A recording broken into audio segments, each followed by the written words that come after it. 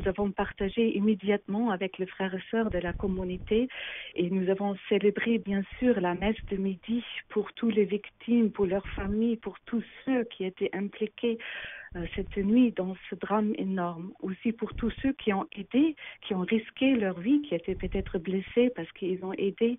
Et donc notre prière était pour eux. J'avais aussi un peu un sentiment de peur et aussi d'une impuissance, surtout parce que j'ai compris que ce n'est pas pour rien qu'un attentat a été fait à côté du stade où le match contre l'Allemagne a joué. Donc je me sentais doublement concernée et je me suis dit vers quoi tout cela va nous emmener encore. Est-ce qu'on est impuissant devant cette situation de terreur et des attentats?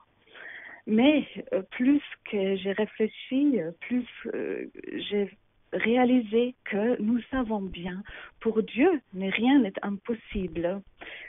Et donc maintenant, pour nous, comme chrétiennes, il me semble, l'exigence la plus grande va être de ne pas laisser monter un sentiment de peur, de ne pas céder à la peur, ça c'est sûr, mais ni de laisser monter en nous un sentiment de vengeance, parce que le Dieu de l'Évangile, c'est après tout un Dieu de paix et de miséricorde et de réconciliation.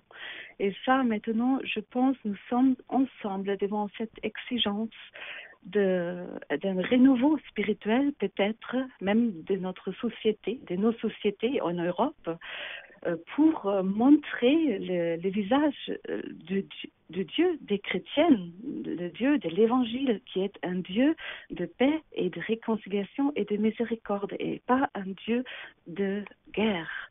Et ça va être le défi, je pense, devant lequel nous sommes ici en France, en Allemagne, en Europe, de réintensifier la prière maintenant, parce que ça me semble être une des grandes réponses nécessaires maintenant, parce que humainement, nous sommes impuissantes devant une telle situation.